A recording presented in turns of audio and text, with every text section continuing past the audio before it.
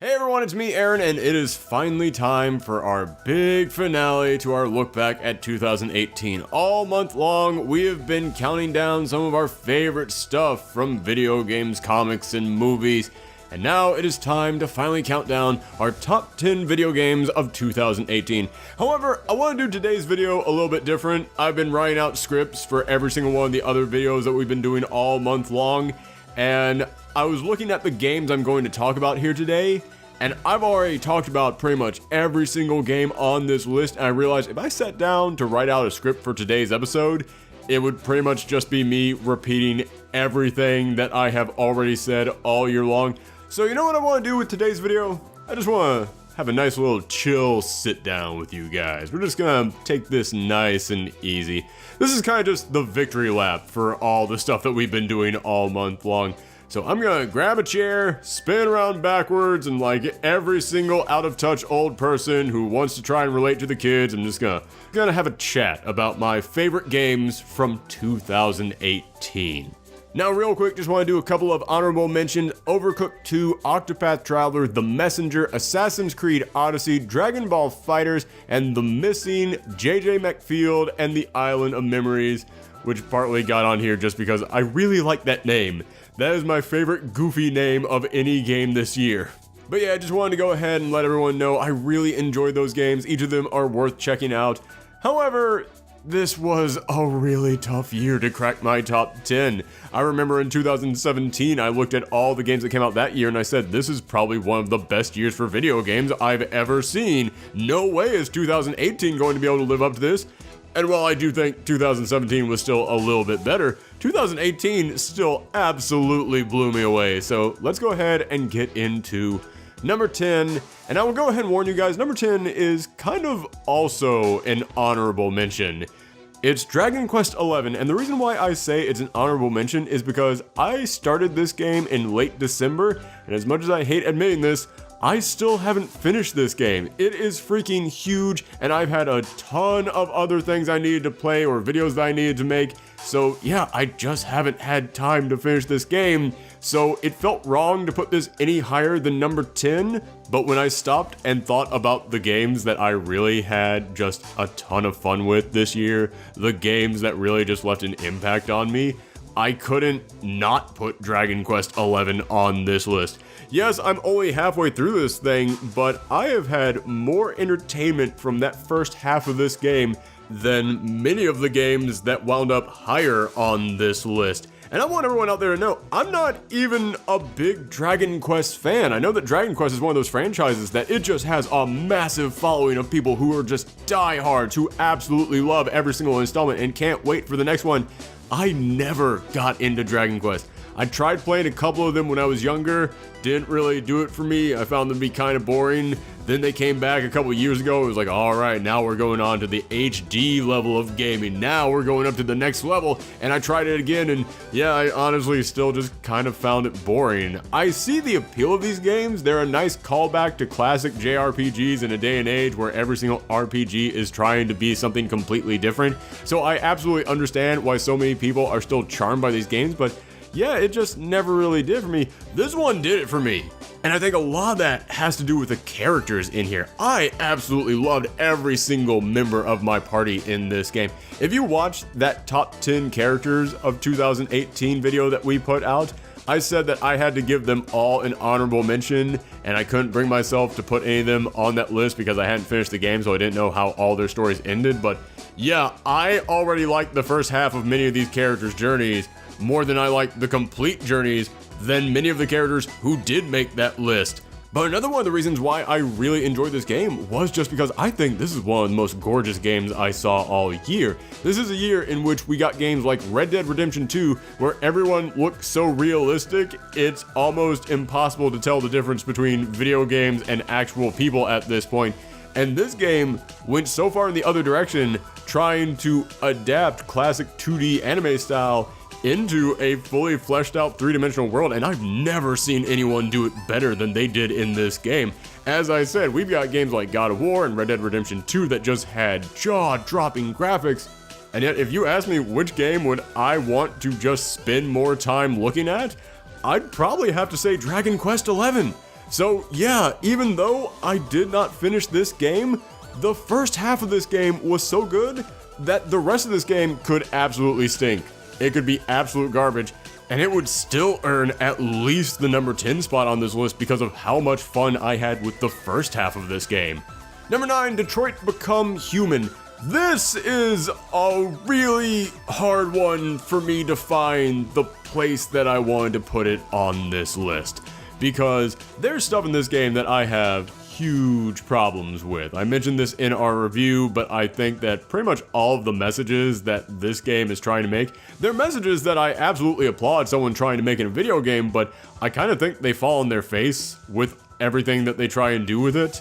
I think that pretty much every single time that they try and use these androids to be a metaphor for people who have actually faced persecution in the real world, I couldn't help but look at it and go, oh, that almost comes off as kind of tone deaf, and yeah, you're not actually really selling this message the way you think you're selling this message. And it did cause me to kind of cringe every now and again.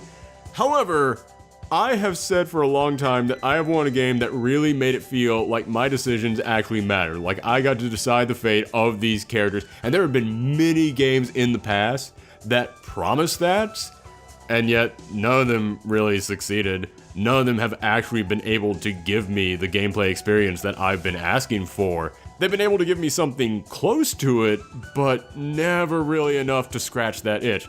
This is the first game to ever actually give me kind of what I was looking for. And I will admit that we did go and play through this on Twitch until I got the platinum, which means we played through this about 3 times, making every single possible decision that we could make until we had gotten all of the trophies. And my enthusiasm did kind of die down as we played through it over and over, because the first time that I played through this, there were many things that I looked at and said, oh man, the reason why this is happening is because of this thing that I did in the past.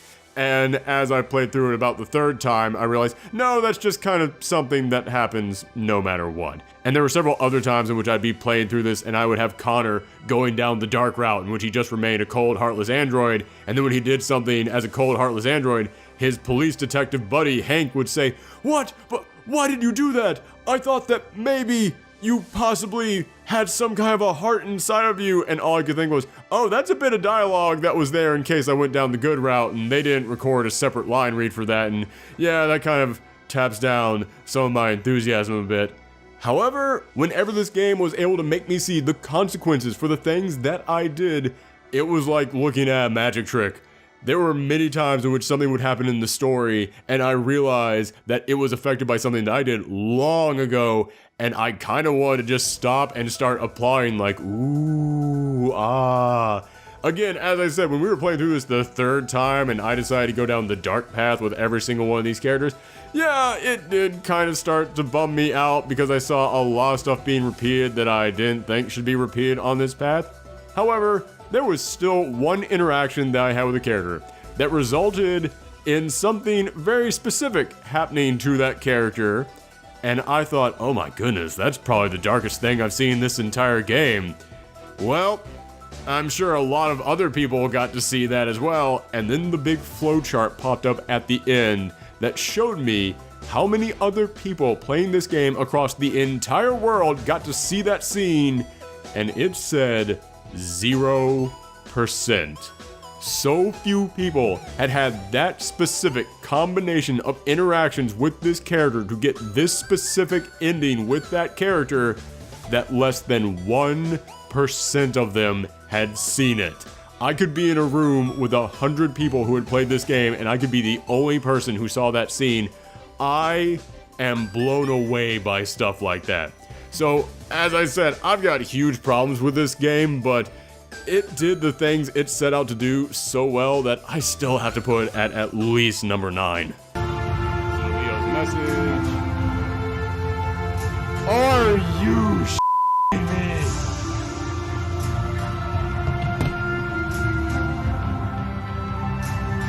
Number 8, Dead Cells. Now, this is the only game on this list that I have not talked about at all this year, and part of that is because I started playing the game late. It was one of the games that I was trying to play catch-up on in December, and when I started this thing, I immediately realized, oh, this is going to be a roguelike game. and I really don't like roguelike games. For anybody who doesn't know roguelike games, they're defined by a couple of different traits, but to me, when I think of roguelike, I always think of the fact that you have permadeath. When your character dies, you go all the way back to the start of the game. However, there are certain things that you can carry over from one life, or I don't even want to call them alive in a roguelike game, more of like one existence into the next, that can help you in that next existence. And also, you basically just learn more knowledge. You yourself just slowly build yourself up, and you learn how to play the game a little better. You learn how to tinker and experiment a little bit more with every single thing that you can do in the game, and you find new abilities and you find new weapons that can help you as you go through on this new playthrough of the game. But those kind of games always really frustrate me. There's nothing more upsetting than when you get really far and then you go right back to the start of the game. And I started playing this one and I died about 3 times, and then I said, alright, I'm getting frustrated. I'm going to give it one more try for the night, and if I'm not having fun, then I just won't come back. And then 2 hours passed by without me even realizing it. And in those 2 hours, I learned so much about how to play the game. I learned about these amazing combinations that you can create with all these different weapons. I leveled up so many different things to make me stronger on the next playthrough. I was able, on my 4th try on this game, to go from not being able to get past the 2nd level to being able to get all the way up to the final boss. Which is not like the final boss is on like level 4. He is on like level 10, and these levels keep getting longer and longer with more hidden secrets in there and bigger and tougher enemies and twisting, winding pathways. And I kept finding all these new equipments, but some of the equipments are cursed, and if you pick it up, then guess what? You now have to slay 20 enemies in a row without taking a single hit, or else you die and you go all the way back. And those were some of the most tense moments in this entire game. And by the time that those 2 hours were up, and I was done with my 4th life, I was frustrated when I died at the final boss after all that time and went all the way back to the start. And I just thought to myself, oh my god, what if I never get that special combination of weapons again? And I did have to put the game down for a little bit after that. And then I ended up picking it right back up the very next day and playing for a couple more hours. This is a game that I got addicted to quick. This is a game that when it got its fingers in me, it would not let go. I love the combat in this game. I love the experimentation in this game. I love the character designs in this game. There aren't even that many quote-unquote characters in this game or story in this game. It's kind of like Dark Souls in that way, where the entire myth of this world, the entire legend of it, is hidden in tomes that you have to hunt down, but because the world changes around and the map shifts every single time that you come back to life, nothing is where it was before. So every single time that you play through this, you'll learn brand new information, and there's branching pathways. So you might not even go to the same place that you went to on your previous playthrough. So even if you somehow get magically lucky enough to defeat the boss on like your 4th playthrough, you still want to keep playing through more of this game and learning more about this world. It really is an insanely addictive experience, and there's so much left in this game that I haven't done yet, and I kind of just want to stop this video right now and go and play some more Dead Cells. Oh, God help me if this game ever comes out on my phone and I can just play this while I'm on the subway. Oh, that will be a dark day. Oh, I will never get anything done again. Number 7, Gris. This really was the year of heartbreaking indie games. Normally every single year we get like one really big contender for the most emotionally fulfilling indie game out there. This year there were like 3 of them, and every single one of them wanted to just break your heart every single step of the way. And this is a game that I really feel bad that it came out so late in the year. Because if it came out earlier, it would have been on so many people's best of the year list. However, because everyone out there wants to make their best of the year list on like December 1st, they just ignore all the amazing stuff that comes out at the very tail end of the year. That's one of the reasons why I like to save my best of the year list until January, so I can look at the entire year. And Gris was that game that came out this year that let me know, no, you made the right call. Because this came out with like 1 week left in December, and it made it this high on the list. It is the most artistic and beautiful game I saw all year, and it's very mysterious. They never stop to tell you anything, but if you were with us during the Twitch stream in which we played through this entire game, You know I was forming conspiracies all along the way, and not to pat myself on the back, but I kinda nailed it. This was a game that was all about someone dealing with loss. This was a game about someone who had just recently had someone in their life die, and when the game starts off, you can barely move, you have no abilities, the world is just completely blank, but as you go along, you slowly start adding colors to the world, and shapes and textures to the world, and you start gaining the ability to speak again. You can suddenly now say one note, then you keep traveling and you add a new color to the world, and you suddenly have a brand new ability that will help you traverse this world, and now you can sing 2 notes. And at its core, it really is a game that's all about just going on this emotional journey without having to actually say any words. It really is a game that's just about letting your heart kind of take control as you sit back and just sort of let everything that you're seeing on the screen wash over you. It's only about 2 hours long, and I know that some people out there hate any game that is that short, but this is the most beautiful 2 hours I've ever experienced of a video game. Number 6 is Celeste. Now, I reviewed this game early in the year, and the main reason why I reviewed it was because there was nothing else out at the beginning of the year. This might have been the worst year I've ever seen for companies not knowing how to space out their games, because they decided to launch everything at the tail end of the year, and at the beginning of the year, there were like 2 major games, and then there was nothing. So I was like, alright, well, I guess this indie game is getting some good reviews, so I guess I'll check it out. And man, I am glad that I checked it out. I had no idea this game was going to go on to become such a success, but it absolutely earned this.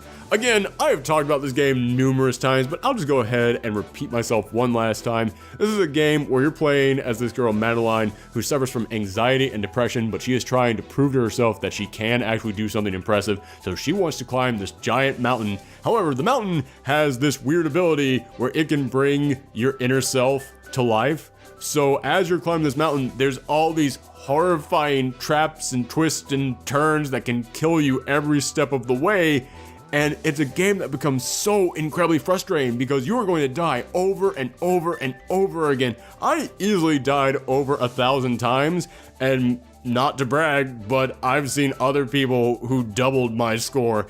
Yeah, it is not like I went through this poorly. I went through this about average. Even the professionals on this game are going to die over 100 times on this. It is one of the toughest games I have ever played in my life, and there came a moment while I was playing this game in which I didn't want to keep going, in which it became incredibly frustrating to me, in which I almost wanted to put the controller down, and I actually thought, I can't do this. It's too hard. I cannot do this. And then I stopped and I realized I'm playing the game as someone who suffers from anxiety. That's literally what this character is thinking at all times. They made this hard so that you, the player, could get inside the head of Madeline. That's actually brilliant. How they were able to use the difficulty of this game to create this perfect fusion between player and character, that's one of the most impressive things in any game I experienced this year. It's something that I've seen almost no game ever be able to successfully pull off. And whenever I stop and I think back to that moment in which I had that realization of what this game was doing and how much it impressed me, that is the main reason why this game gets this high on the list. I am still just blown away at how they were able to just sneak that message right in there without me even realizing it. However, Celeste is not my highest ranking indie game on this list. And as I said, this was the year in which every indie game out there wanted to break your emotions in half. We had Celeste, we had Grease, we had JJ McField. So what could be the highest ranking indie game? The game that beat all of them out. It's the game in which you try and hook up with monsters to go to prom.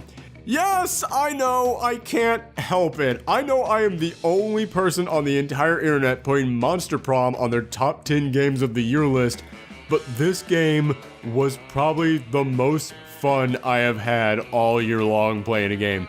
And it wasn't just fun the first time that I played it. it kept me coming back over and over. When we did our initial review of this game, I gave it like an 8.5 because I said I love the characters, I think the humor is great, I laughed almost every single time that I picked this game up, and they put in here so much dialogue and so many choices, and I think that the mechanic of trying to up your skills to make it so that no choice in dialogue is either right or wrong, it all depends on what your stats say, I thought that was genius. There is so much that this game has going for it.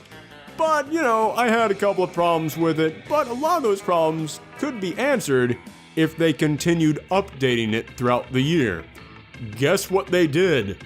They kept updating this over and over and over again all throughout the year. Every single time for free. Every single update that it had in 2018 was absolutely for free. The summer update, the Halloween update, the Christmas update. Every single update included brand new storylines, brand new artwork, brand new stuff that you could buy in the shop. Buy in the shop with in-game money, not with real-world money, by the way. I need to make that clear in this modern day of gaming.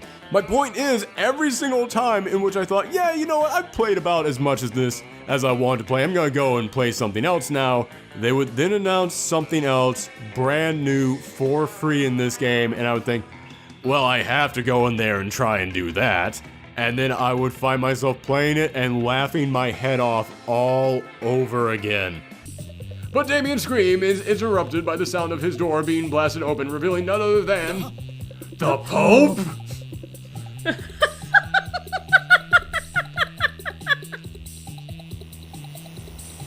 I need a minute. But the other reason why this game is so high on this list is because, as I said, this was the year in which every single indie game out there was just trying to rip your heart out through your chest. But it wasn't just the indie games.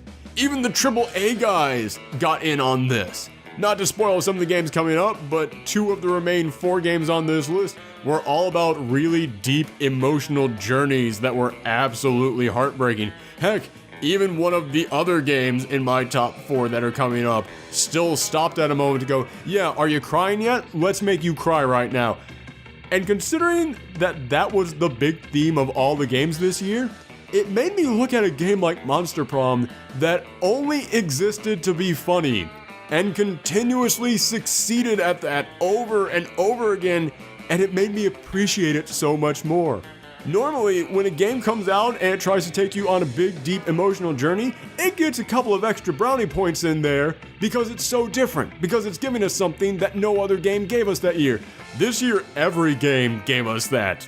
So, in the world of really dark, emotional journeys, the game that's all about just cracking wise with your monster buddies kind of stands out, and it kind of becomes my indie darling of the year. But alright, on to number 4, Red Dead Redemption 2. I'm just going to go ahead and start by saying, it hurts me to put this game this low on the list, because I played this game for about 80 hours, and if I could just take hours 20 through 70 and make them what I am judging solely by themselves for this game, yeah, it's the best game of the year. It's one of the best games I've ever played, period. However, I can't just judge the parts of this game that I liked.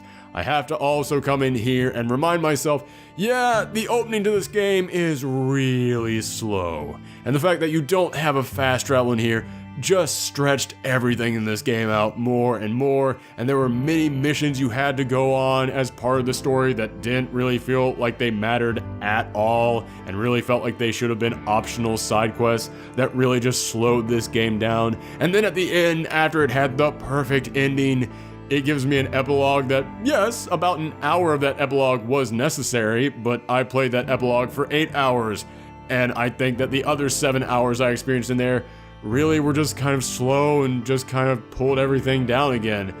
Yeah, that is why I can't, despite how much I want to, get this game any higher than the number 4 spot. But that being said, there is a reason why it's at the number 4 spot. That middle chunk of the game, that middle 50 hours that I played of this thing, as I said, it's one of the best 50 hours of gameplay I have ever had in a game in my life. just going around and seeing all the weird secrets you could find in this world, finding all the side quests that you could start with everyone, the big emotional journey that you go on as Arthur Morgan, and just watching your entire world crumble down as you try and save whatever you can and you try and make up for the sins of your past. It really did just succeed on every freaking level for me. The one thing in this game that I just did not enjoy from start to finish was the horse. I thought my horse kind of sucked, but I didn't care about catching a better horse because I just did not feel the need to form any kind of an emotional attachment to a horse. And then all of a sudden, for a side quest, I got gifted this new horse, and this horse had so much backstory behind it and such an emotional connection with another character in the game that I had an emotional connection with, that I just looked at them and went, I'm going to love this horse forever, and I will never abandon it, and I will make sure that it is kept safe no matter what. I have had this horse for an hour, but if something happened to it, I would kill everyone here and myself. That's kind of what this entire game was. It was me starting off going, oh my god, I don't care about this, just go already. And when the game finally decided to go, I didn't want it to end. Number 3, Marvel's Spider-Man. Okay, as I said, I've already talked about many of these games as the year went along. I've talked about this one non-stop because you guys know me. I'm a big Spider-Man fan. He's my favorite superhero of all time. I was really looking forward to this game, so I can't imagine there's anything left to be said about this game. But in case you haven't heard me already gush about this thing, I think that the gameplay is exactly what you want out of a Spider-Man game. Many people looked at in the trailers and they said, oh, they're just ripping off Arkham Asylum. No, they were inspired by Arkham Asylum, and then they turned it into something very special just for Spider-Man. All the gadgets that they put in here, all the different takedowns you could do, all the different maneuvers that you could unlock, made the combat system in here one of the best I've ever experienced in any game. The open world was actually enjoyable to explore, and I know that doesn't sound like much, but I'm a guy who kind of hates open world games because I kind of find them boring to just travel around, just looking for stuff to do. I wanted to keep traveling around looking for stuff to do in this game. As a Spider-Man fan, there's so many hidden Easter eggs in here that just made me perk up and go, oh, it's that thing, everyone! And I couldn't wait to uncover more of them over and over again. And even if you're not a Spider-Man fan, if you just like collecting stuff, this game provided you with so much content. I think honestly the best way that I can sum up how good this game is that they released DLC for this game like a month and a half after it came out. And normally, if any other game had done that, we would look at that and go, are you kidding me with this? The game just came out. Why are you already charging us more money for this thing? And yet no one complained about the DLC because this game was a full meal. This was a game that felt like $60 was a bargain. This was a game where if you went in there and even you didn't do any of the extra stuff that you could find in this game, the story alone was well worth the price of admission, but then they loaded it with so many side quests, so many secret villains, so many secret characters that you could interact with, so many different photos to take, so many different backpacks to find, so many other little secrets hidden in every single crevice of this game that just gave you so much that you could play around with that, yeah, it absolutely was worth every penny that you spent on this game. So if 6 weeks after it comes out, you come in here and you say, hey, would you like to give us more money so that you can get even more stuff in the game?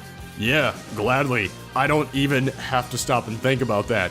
And I just have to say this one last time. I know that I am a broken record at this point, but this is one of the best Spider-Man stories I have ever experienced in my entire life.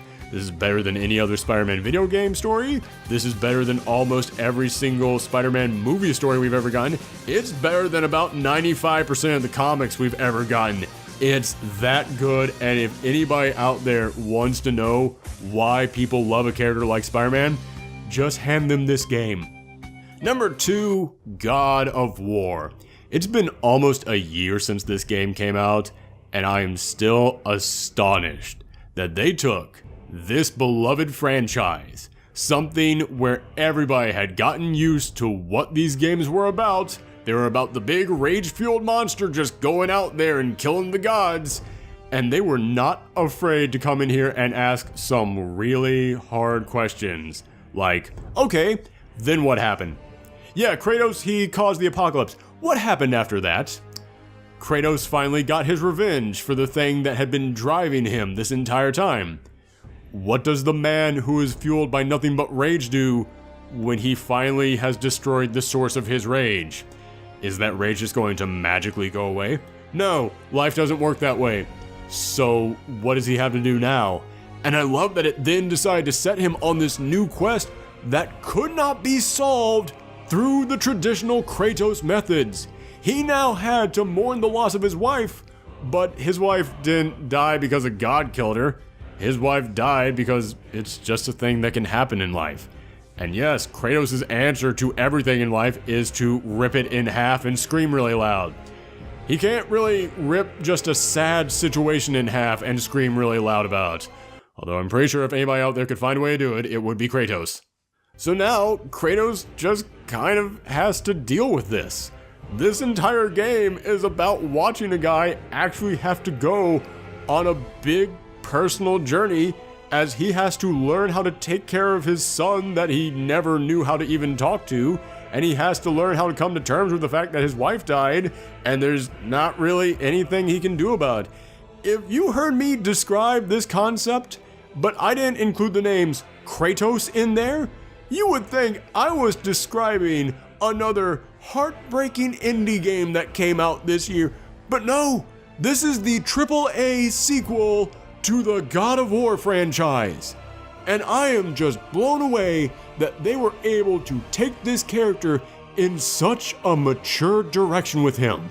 But they didn't just stop with a great storyline and with great characters and amazing actings and gorgeous graphics. The gameplay in this is insanely fun.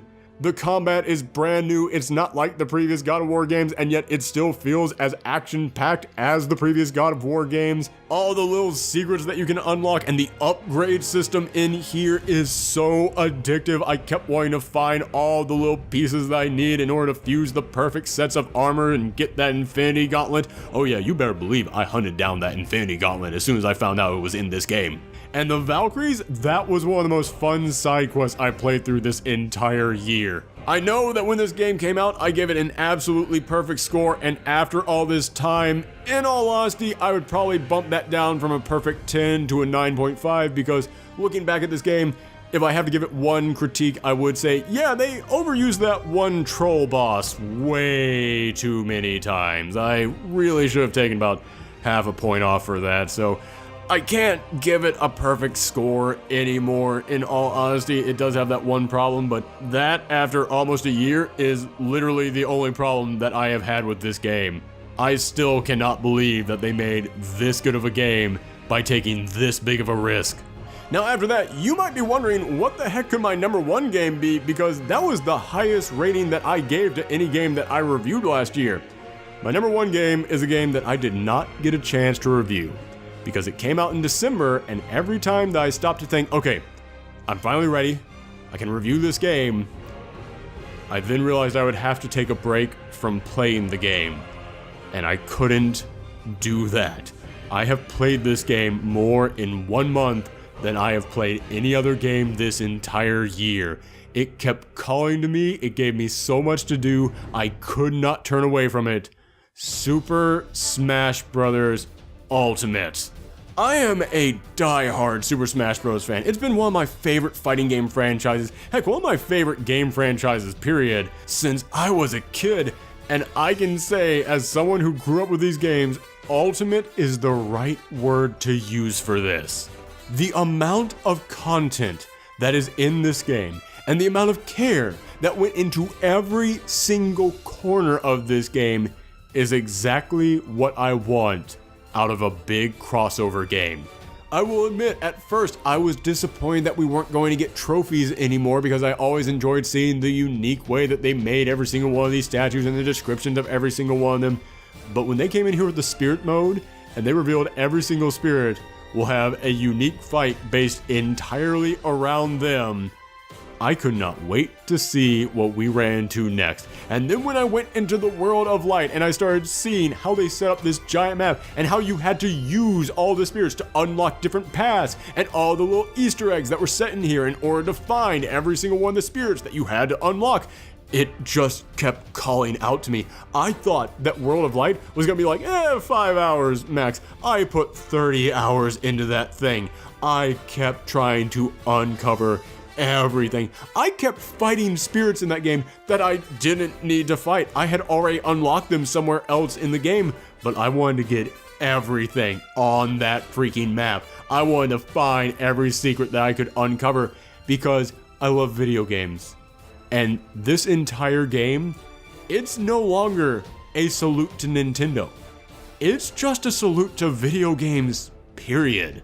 You battle against all these spirits from games of the past that you thought you would never hear from again, and not only do they now have a spirit in there, but as I said, you will then go into a fight that is themed specifically around that spirit, and yeah, I can't help it, as someone who enjoyed these games from the past and thought I would never see them remembered by anyone else out there, I got a little choked up going, oh my goodness, that's brilliant that they were able to do this thing from that game in this game. Or playing through the classic mode and seeing how every single ladder that you have to climb up in order to get to the final boss fight is themed specifically around the character that you chose to play as. For example, I picked to play as Ryu in classic mode, and the first fight is against Ken. Okay, well, that makes sense. All right, Ryu and Ken, but then I noticed, oh, this isn't a normal Smash fight. This is now a stamina battle, which is a new mode that they put into Super Smash Bros. Ultimate, where it basically gives you a life bar. So in other words, if you choose to play through the classic mode as Ryu, you now basically just play Street Fighter. But it doesn't stop at the first match. Every single fight that Ryu has after that is against a character who is themed specifically around a certain Street Fighter character. Or if you play through this as Link, you have to go up against characters who are themed around specific characters or bosses from previous Legend of Zelda games, and then when you get to the end of this, you have to fight Ganon. And not normal Ganon, like actual big boss from Ocarina of Time Ganon. And as I said, this is a crossover game, and I love crossover games, but it feels like some of the crossover franchises that I always loved in the past have kind of stopped caring about the fun crossover aspect of this, and it feels like this game came in here and picked up that ball that a certain other franchise dropped, and they just ran all the way to the end zone with it. And I promise you, this is not just nostalgia talking. This is not someone coming in here and just saying, oh, I remember that thing from this game, so if I remember it, therefore it must be good. No, this is someone who appreciates it when the people who make games actually care about the characters that are in the game, and you can just feel that there was care put into every inch of this game. And also, it just plays incredibly well. I know that online mode is still kind of buggy, but as for actually playing against people sitting next to you or playing against the computer itself, this is actually probably the best that Super Smash Bros. Has ever felt to me. I know that all the people out there who love Melee are going to say that Melee has the best gameplay until the end of time. The sun could burn out and there would still be campfires of Melee fans sitting around talking about how good Melee was. That's fine. I'm not trying to argue with them on that. I'm just saying that for me, this is easily my personal favorite when it comes to the gameplay. So yes, even though I think this game might be missing a few things that the previous games had that I think would make this game even better, even though there are a couple things that I would like to see in this game that aren't in it, I can't deny, this is for me, to Super Smash Bros., what Breath of the Wild was to Zelda, what Super Mario Odyssey was to Super Mario. This is easily my favorite installment of Super Smash Bros. I've ever played, and when I can look at one of my favorite game franchises of all time and say, this latest version is the best version we've ever gotten, how can it not be my game of the year? Thank you guys for tuning in, and thank you for sitting through all my rambling. As I said, I didn't want to write out a script for this one. I just wanted to chill. I just wanted to talk to you guys straight from the heart because, in all honesty, I just love talking about video games. And very soon, I'm going to be doing way more of that because starting in February, we are actually going to be creating our own gaming channel in which we are going to try and put up brand new videos every single week over there. I will be making an announcement about what that channel is very soon. So if you want to see that announcement, make sure that you click that subscribe and ring that bell, or follow me on Twitter or Twitch at Professor Thorgy. And if you want to help us out a little bit more every single month, then we now have a Patreon that you can find at patreon.com/ProfessorThorgy. Thanks for tuning in, everyone. Come back next time.